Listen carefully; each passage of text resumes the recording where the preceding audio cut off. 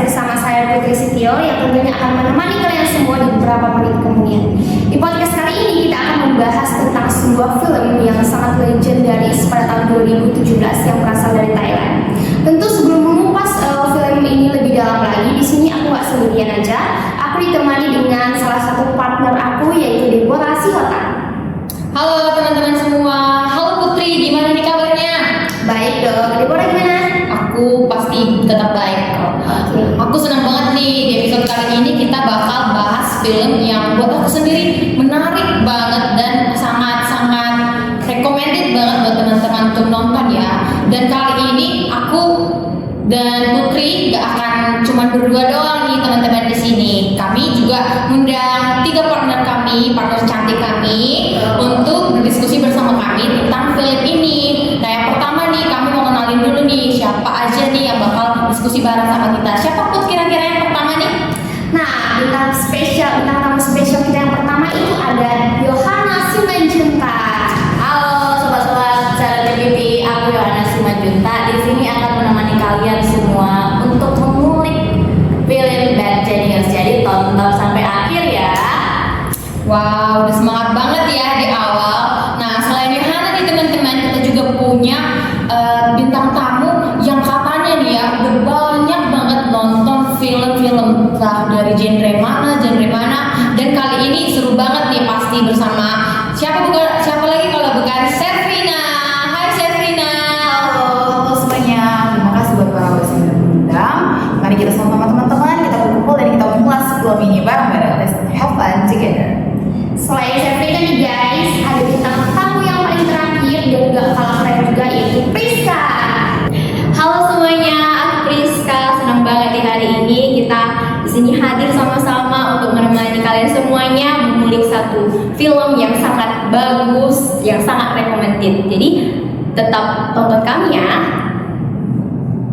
Nah teman-teman semua, sebelum kita bahas lebih dalam, kita kasih gambaran singkat dulu nih buat para penonton yang mungkin belum nonton film Bad Genius ini sama sekali.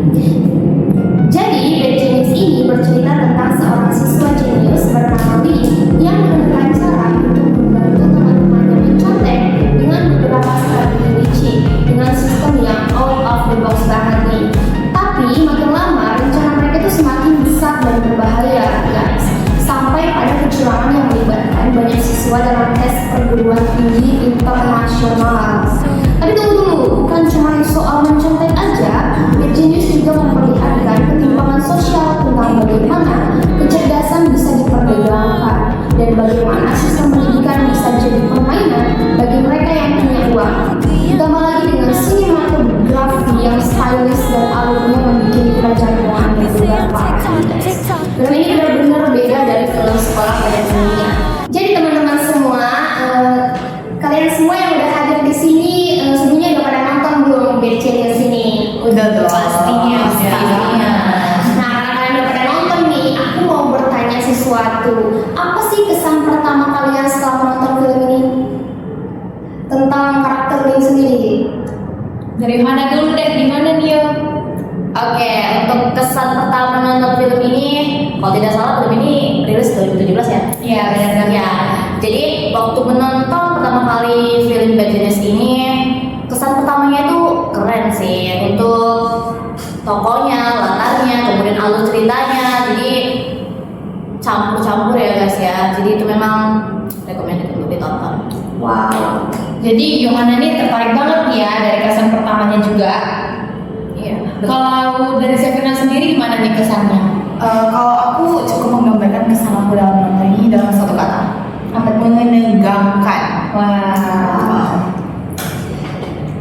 Ya sih, aku setujunya sama Sefrina. Aku nganggap film itu tuh menegangkan banget kan, karena di dalam film ini diceritakan mengenai banyak siswa-siswa yang mencontek ya. Itu pasti menegangkan banget sih. Sangat related. Iya. Jadi guys, menegangkan. Jadi para penonton tuh bisa ngerasain film tegang gitu ya. Benar. Nah ini kan filmnya nih secara keseluruhan nih intinya itu tentang menyontek gitu. Sebelum kita bahas lebih lanjut, kira-kira teman-teman di sini pernah nggak sih melakukan yang namanya menyontek atau malah jadi pelaku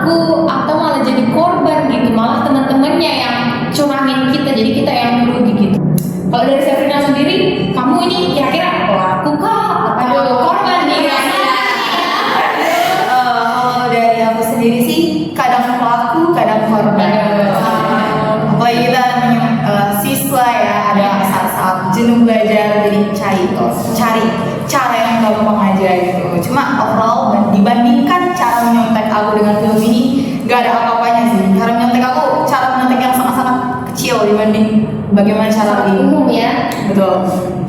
Kalau Priska nih gimana nih Pris? Kita nih sebagai siswa pastinya dong ada masanya pernah mencontek, ada masanya kita pernah memberikan contekan. Tapi menurutku dua hal ini sama-sama menegangkan sih, dalam memberikan contekan, baik dalam kita mencontek itu menegangkan banget.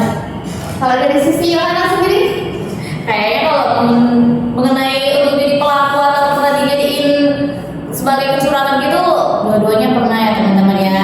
Jadi memang, tapi kalau dibandingkan sama Lin dan kawan-kawan pasti jauh dong, jauh berbeda dong. Jadi sebenarnya ini film relate banget ya sama kita. Kita bisa merasakan korbannya dan pelakunya juga. langsung ke realitanya aja ya. Ya, benar banget. Dan hal yang sama. Pernah jadi korban, kadang jadi pelaku. Oke. Tadi kan kita udah bahas tentang kesan nih. Sekarang aku mau bertanya tentang karakter Lin. Menurut kalian, bagaimana sih respon kalian tentang karakter Lin di film ini? Kalau aku sendiri sih melihat karakter Lin itu sebagai sosok yang pintar, orang yang dari awal film itu disuguhkan kita dapat lihatkan kalau Lin itu didaftarkan di sekolah tersebut. Bapaknya Lin itu menceritakan sama gurunya Lin ini siswa yang berprestasi. Jadi aku melihat wah ada ya orang sepintar Lin itu dengan prestasi yang dia miliki, dia bahkan bisa dapat beasiswa untuk nggak bayar untuk masuk ke sekolah tersebut. Wah, luar biasa sekali Ya. karakter dia di film itu. Berarti Priska ini sendiri melihat Lin itu sebagai fokus kepada seseorang yang punya akademik bagus dan cerdas gitu ya. Benar sekali. Tertarik ya, benar banget sih. Kalau dari Sefrina sendiri melihat sisi Lin ini gimana nih kira-kira? Aku cukup kagum sih sama keberanian Lin ya, yang tadi Bang Rizka juga menyontek dan memberikan contekan itu sama-sama menegangkannya. Di sini yang aku highlight itu gimana posisi yang ini dia cukup berani mengambil risiko karena emang dia punya keinginan. Dia mau mencari duit untuk yang kita tahu untuk biaya pendidikan yang sangat mahal. Jadi yang aku highlight ini adalah sisi beraninya Lin, walaupun sisi beraninya itu kita bisa lihat ditunjukkan di hal yang kurang benar. Negatif ya. Sangat tidak benar. Nah kalau kita berandai-andai nih teman-teman, seandainya kita jadi Lin dalam kondisi yang mepet banget nih, apalagi soal keuangan ya, kira-kira dengan kemampuan kita seperti itu dan dengan situasi yang mepet dan peluang untuk mencari atau mendapat uang sebesar itu, kira-kira kalau teman-teman jadi Lin bakal ambil atau malah kayak aku punya cara lain nih? Kalau kita andaikan diri kita jadi Lin gimana kira-kira? Mungkin aku mulai nanya dulu nih dari Yohana sendiri, gimana kira-kira?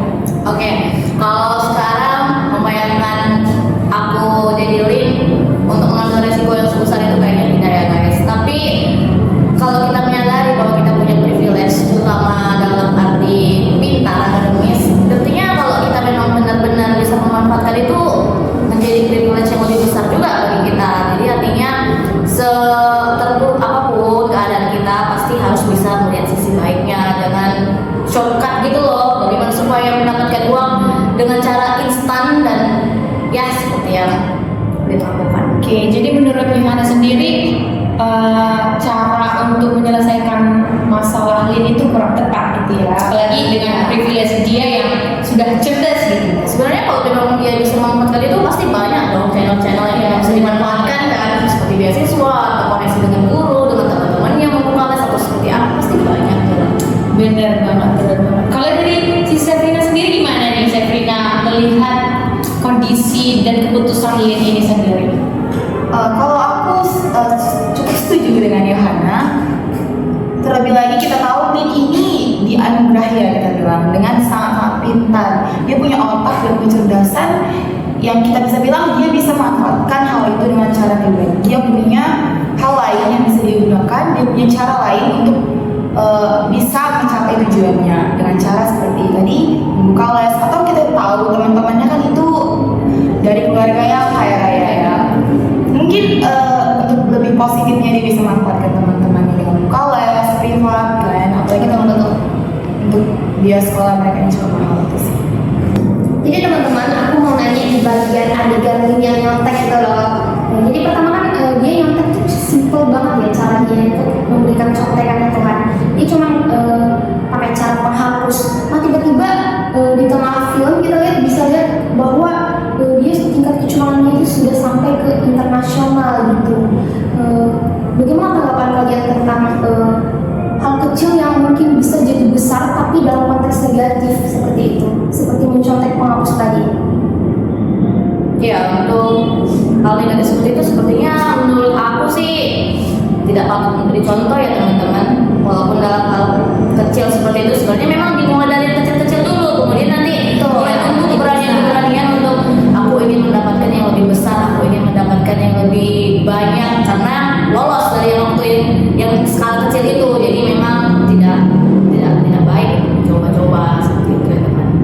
Setuju sih sama Yohana. Apalagi kan ini posisi Lin dihadapkan dengan uang. Siapa sih yang gak bakalan tergoda dengan uang? Awalnya kan dikasih upah 3.000 baht kan. Terus ada lagi peluang yang lebih besar. Mungkin kita juga jadi Lin bisa jadi sih bakalan terkecoh. Tapi sebaiknya sih jangan teman-teman, karena mencontek itu bukan hal yang bagus.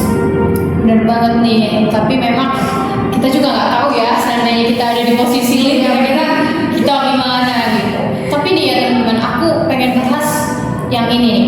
Kan sebenarnya menurut aku pribadi ya, sistem dari sekolahnya Lin itu sendiri juga yang memicu masalah ini bisa terjadi. Apalagi di situ kalau mereka mau masuk ekstrakurikuler harus mendapatkan nilai akademik yang cukup, dan cukupnya ini harus tinggi gitu ya. Mengingat bahwa anak-anak itu apalagi di pendidikan nggak semua anak-anak itu cerdas secara akademis, tapi ada juga yang pintarnya melukis atau olahraga. Menurut teman-teman sendiri, sistem ini bagus nggak sih, atau malah sebenarnya ini bisa memicu kenakalan-kenakalan anak didik yang lain, bukan cuma menyontek bahkan yang lain? Mungkin dari Safina sendiri gimana nih memandang hal ini? Menurut saya itu menurut saya itu adalah salah satu awal mula pemicunya. Karena kita tahu dari contoh kasus Grace, salah satu temannya Lin, dia itu ingin masuk ekskul drama, tapi karena nilai dia di bawah, kalau tidak salah untuk masuk ekstrakurikuler nilai mereka harus 3,8. Yang mana range angka itu tinggi dan sangat sulit untuk Grace sendiri. Dan menurut saya juga tidak ada hubungannya, tidak ada korelasinya antara ekskul drama dengan akademik, apalagi waktu itu yang di-highlight itu mata pelajaran matematika yang kita bisa matematika hitungan, dan sementara drama itu seni. Dan menurut saya kalau misalnya untuk range nilainya yang harus tinggi itu berkaitan dengan ekskul drama itu masih cukup diterima. Ini kurang lebih menurut saya itu yang sangat-sangat menjadi pemicu yang besar. Kalau menurut Priska sendiri melihat sistem dari sekolahnya Lin sendiri gimana nih Priska? Kalau dari aku sendiri sama sih sama Sabrina. Aku gak setuju sih dengan sistem yang seperti itu. Karena matematika dengan bidang seni itu menurutku lebih baik. Kalau matematika aja, kalau seni aja, karena pasti beda dong. Setiap siswa punya kemampuan yang berbeda. Ada dia yang tingkat pemahamannya tinggi di bidang matematika, ada yang kurang, ada yang lebih ke seni. Jadi lebih ke mengembangkan kemampuan mereka masing-masing di tempat yang tepat gitu, yang mereka pilih. Aku setuju dengan pendapat kamu. Nah, tapi di sisi lain ya, ada satu karakter yang benar-benar mungkin bahkan yang kita yang nonton sendiri nggak terlalu excited begitu ya, atau memikirkan tokoh ini. Tapi ayahnya Lin sebegitu mendukungnya, sebegitu dia menerima kesalahan anaknya, bahkan sampai ketiga kali nih melakukan kesalahan. Menurut kalian kita sebagai seorang anak, kalian setuju nggak sih sama apa yang sudah dilakukan ayahnya Lin, atau malah kalian merasa sebenarnya ayahnya Lin ini kurang tegas, makanya Lin sampai melakukan kesalahan itu ketiga kali? Gimana nih? Menurut Yohana sendiri gimana nih? Menurut aku sih untuk sikap dari ayah Lin itu sudah cocok ya, mengingat kalau memang orang tua itu pasti mengusahakan yang terbaik untuk anaknya. Jadi mungkin berkali-kali dia melakukan kesalahan diterima, tapi itu kan pastilah orang tuanya bukannya menerima apa adanya, tapi pasti ada perasaan kecewa. Tapi bagaimanapun itu seorang anak, bagaimanapun pasti bisa penerimaan dari ayahnya. Itu sih dimana dalam penerimaan itu pun si anaknya sadar bahwa ia melakukan kesalahan. Jadi ada proses memang.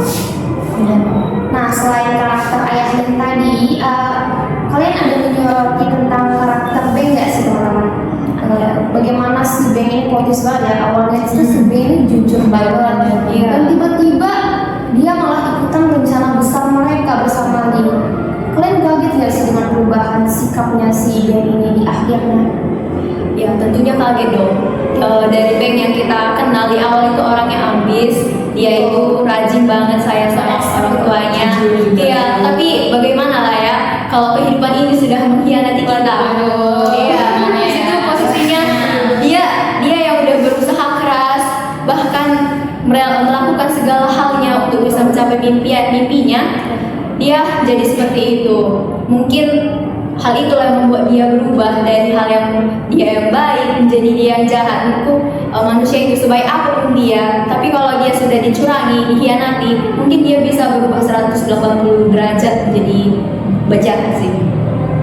Jadi situasi itu sangat mempengaruhi ya gimana karakter seseorang walaupun sedari awalnya sebenarnya dia baik, jujur gitu ya. Tapi kalau kepepet kan gimana pun pasti ada yang berubah gitu ya.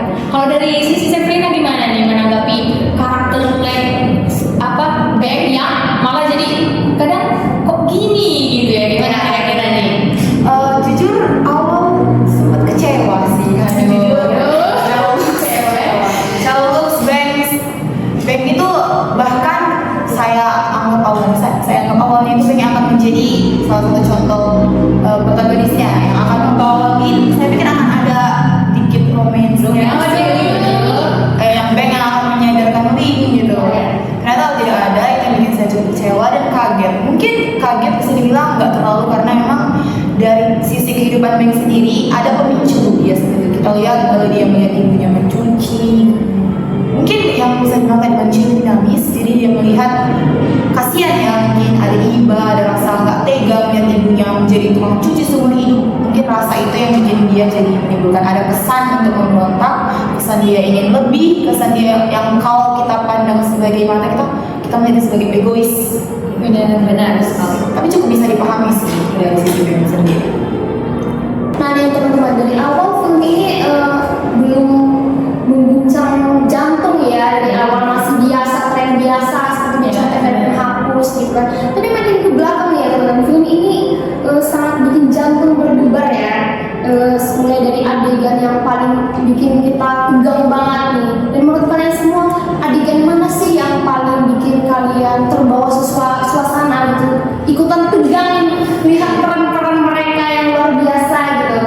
Itu aku ada sih satu adegan yang menurut aku paling menegangkan ya, di mana itu posisi Beng ketahuan dia keciduk bahwa dia itu curang sama petugas yang mengawasi mereka ujian. Situ aku langsung di hatiku kayak buar-buar gitu kan. Beng, kamu bakalan tamat, Lin juga bakalan tamat. Kalau salah satu di antara kalian ketangkap, kalian itu bakalan ya dapat hukuman. Apa yang terjadi sama kalian, gak mungkin kalian bisa mengelak lagi di situ. Aku bener-bener waktu melihat adegan itu, ya ampun, aku gak bisa lagi positive thinking sih. Aku kayak gini sih. Ikut takut ya. Iya, langsung membayangkan diri sendiri. Pemicunya kan mana orang-orang yang si Grace dan kawan-kawan yang sedang mencetak barcode juga belum menerima jawaban. Lin juga yang kalah tahun gak bisa fokus ujiannya yang keempat atau kelima ya. Proyeknya udah nunggu. Udah marah-marah. Dibejong, aduh. Itu kan dari situ sih kejar-kejar kan. Situ sih puncak. Dapat banget ya tegangnya, komedinya semua. Bener, pokoknya kita sepanjang film itu pokoknya kayak Chris kayak barbar gitu ya. Sampai keringat dingin nih. Ya, bener banget. Nah, tapi aku pengen tahu nih pendapat teman-teman. Ini kan di sini karena ada kesempatan, jadi adalah tindakan ini ibaratnya kayak tidak ada asaf, kalau tidak ada afi gitu ya kan? Nah, kalau dari teman-teman sendiri nih, teman-teman setuju gak dengan statement yang bilang gini, kita nggak apa-apa melakukan kecurangan atau cheating di kondisi tertentu gitu? menurut teman-teman setuju nggak dengan pendapat atau statement ini? Kalau dari Safrina sendiri gimana nih menanggapi statement-statement seperti ini? Kalau ini aku pribadi ya, tolong jangan jangan dicontoh ya. Judge, tolong kalau komentar itu tolong dimatikan. Oke. Kalau saya sendiri, kalau aku sendiri pribadi ada beberapa part yang aku mau melegalkan cheating gitu.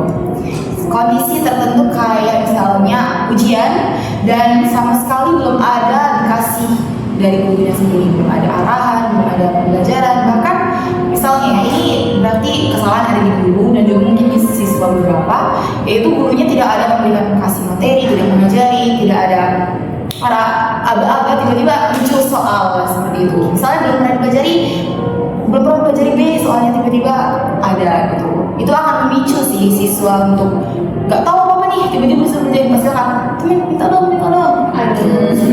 Jadi kalau aku pribadi secara pengalaman pernah jadi akan untuk beberapa kondisi melegalkan sih. Kalau jangan dicontoh, jangan dijudge. Oke. Sepertinya ada di Waduh, Trini. Biasanya kita Safrina nih. ini sangat related ya. Iya benar. Kita mungkin sering merasakannya dan mengalami mungkin. Jadi kalau menurut Yohana bagaimana? Oke, tapi kali ini kita berbeda pendapat dulu. Tapi iya, kalau mengenai cheating ini sendiri atau nyontek ya, memang ini menjadi masalah klasik untuk siswa peserta didik ya, walaupun saya pernah mengalaminya. Tapi sejujurnya untuk cheating itu sendiri sebaiknya tidak boleh dilakukan, karena bagaimanapun kalau diperbolehkan itu untuk tujuan dari belajar sendiri, nanti memotivasi siswanya itu pasti bisa berubah. Pasti pikirannya jadi nilai, bukan bagaimana mereka bisa meningkatkan kemampuan dirinya, nggak secara akademis saja, tapi bagaimana problem solvingnya, bagaimana mereka memecahkan masalah, manajemen waktu. Jadi itu sih, untuk cheating itu sendiri sebaiknya tidak dianjurkan dan tidak boleh ya teman-teman ya. Oke, jadi kira-kira kalau Priska ini ada di kubu mana nih? Kubu kanan atau kira-kira kiri nih? Ayo sekarang Coba dong guys, aku pilih pendapat Yohana atau Safrina nih. Aduh, tempat dulu guys. Jadi aku pribadi sih lebih condong ke Yohana ya, lebih melegalkan kalau kita itu apapun situasinya lebih baik seharusnya kita itu mengerjakan ujian itu dengan kemampuan kita sendiri. Tapi ya seperti yang aku bilang di awal tadi juga, aku pernah melakukan hal itu juga. Tapi ya ayolah teman-teman, dalam situasi apapun mungkin cara yang terbaik adalah untuk apa adanya, menjadi apa adanya. bisa mungkin dihindari ya teman-teman. Iya. Kalau kepepet ya udah. Ya udah. Tapi jangan diulangin, oke? Teman-teman. Oke, jadi jujur tetap yang sama. Oke, untuk menutup podcast kita hari ini nih udah seru banget sih dari awal sampai Diskusi kita. ya benar banget, udah sampai ya related banget dengan kehidupan kita. Nah terakhir nih, aku pengen deh tiap bintang tamu kita hari ini tuh kasih pesan dan kesan buat teman-teman yang nonton juga, dan coba kasih rating dari film ini setelah teman-teman udah nonton kira-kira berapa. Mungkin aku bakal mulai dari Safrina duluan nih. Gimana Safrina? Kalau buat aku film ini recommended banget buat teman-teman yang suka trailer, cerita yang menegangkan, bikin deg-degan, kita mungkin kesel juga ya, Iya, bingung, iya. segala macam perasaan campur aduk. Aku rekomendasi buat teman semua karena kita bisa ikut deg-degan bareng karakternya, kita bisa juga tahu dan juga ada plot twist juga di cerita ini, dan kita juga bisa ambil pelajaran bahwa kalau kita mau berubah, kita pasti ada jalannya, dan peran orang tua itu penting banget Betul, ya. benar. Bisa kita lihat ayahnya memaafkan Lin, dan akhirnya Lin bisa menerima dan Lin mau berubah. Dan untuk overall aku kasih rate 8 untuk film ini. Oke. Kenapa nggak 10? Kenapa nggak 10? Karena menurut aku secara sinematografinya ini film bagus banget buat tahun 2017. Dari pencahayaan, dari filter dan segala macamnya, film ini bikin nyaman ditonton, bagus juga, dan gak ada adegan yang berlebihan, cocok buat ditonton semua umur ya. Dan juga mungkin secara kurangnya itu kenapa nggak 10 nggak perfect gitu ya. Ada beberapa part dia yang alurnya berasa cepat dan ada yang berasa lambat. Jadi berasa cepat itu mungkin pas part Lin awal-awal ngasih contoh dengan piano ya, itu kurang dijelaskan secara spesifik menurut saya. Jadi kita agak bingung nih teman-temannya. Dan secara untuk selebihnya ada beberapa alur yang lambat, sama-sama lambat dan bikin kita greget nih. Kok lambat kali ya, nggak klimaks gitu. Mungkin itu dari saya sendiri sih. Oke, kalau sekarang nih kita pengen lihat nih dari sisi Yohana sendiri gimana nih pesan-pesannya buat teman-teman yang nonton. Oke, untuk pesan-pesan untuk teman-teman yang mungkin tertarik dan memang harus tertarik ya nonton Bad Genius ini, ya pastinya recommended ya. Seperti yang saya bilang tadi bahwa film ini kalau menurut aku pribadi sih out of the box sih ya teman-teman. Karena untuk alurnya, untuk tokoh-tokohnya, kemudian bagaimana si Lin Bang itu bisa menyusun strategi-strategi yang sebenarnya tak terpikirkan tapi bisa sepresisi itu. Jadi luar biasa sih. Untuk ratingnya tadi ya? Iya benar. Baik, untuk ratingnya aku kasih 8,5 deh. Kenapa nggak 10? Karena sejujurnya aku mengharapkan adanya tokoh protagonis yang setidaknya bisa membimbing, bisa nemenin Lee ataupun Bang sehingga mereka tidak berada di lingkungan yang benar-benar membuat mereka itu jadi negatif gitu. Jadi penting ya teman-teman, lingkungan pertemanan itu sangat penting untuk diperhatikan. Benar. Biar kita nggak terbawa arus. Benar banget. Dan jelas guys, kita mau denger nih pendapat teman kita Priska. Gimana nih dari kamu Priska?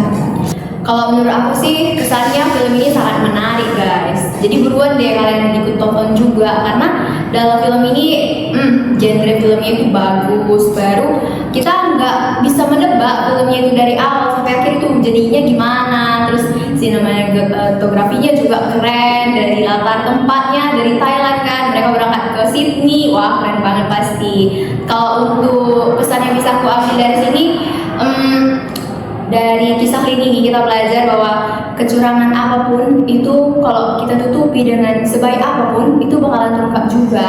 Terus menurutku nilai itu bukan segalanya sih. Betul. Ya. Terus uang itu bisa mempengaruhi kita juga untuk melakukan kecurangan. Overall untuk rating sih aku kasih 9 karena benar-benar suka. Jadi secara keseluruhan dari rating yang dikasih sama teman-teman kita di sini guys dan bagaimana kesan-kesan mereka, film ini recommended ya. Benar banget. Dimana alur ceritanya itu banyak plot twistnya dan mengandung trailer juga dan mengandung isu-isu pendidikan yang sangat related lah untuk kita semua dan penonton mungkin yang masih sekolah ya, tentang percontekan yang umum biasanya seperti itu. Dan mulai dari sinematografinya juga bagus dan alurnya mungkin tadi ada beberapa kekurangan mungkin ada yang cepatnya di klimaksnya lama dan seperti itu alurnya plotnya. Jadi kurangnya di alurnya, tapi secara aktor dia tetap sudah totalitas ya. Iya. Bagaimana kita semua penonton ini terbawa suasana dengan peran dari setiap aktor tersebut.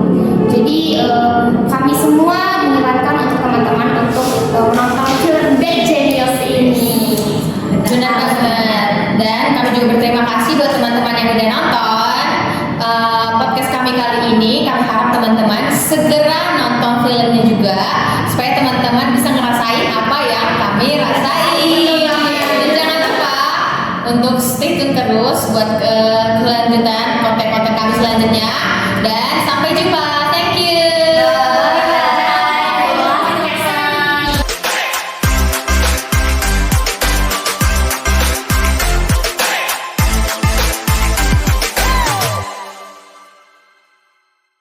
Thank you. Oh, di sini Selamat datang teman-teman semua.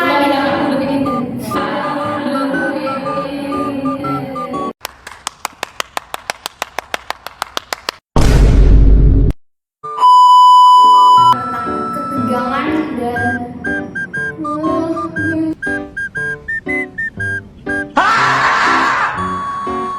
Astaghfirullahaladzim. Astaghfirullah. Astaghfirullah. Astaghfirullah. Astaghfirullah. Astaghfirullah. Matilah kau, suka-suka kau lah. Ya.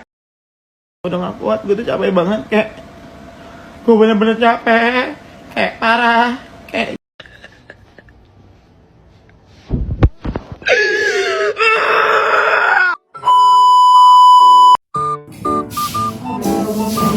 Jangan sekarang.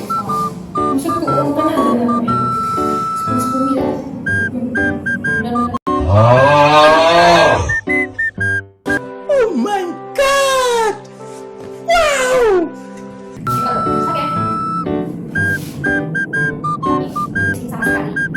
Jadi BTS ini bercerita tentang siswa jenis tapi yang berpacaran dengan beberapa saat dengan sistem yang out of.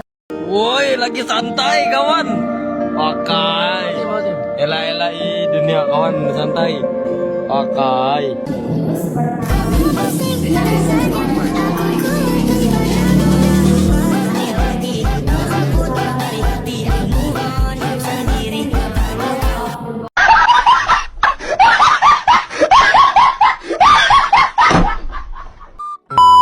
Membawa suasana gitu, ikutan tegang lihat peran-peran mereka yang luar biasa gitu.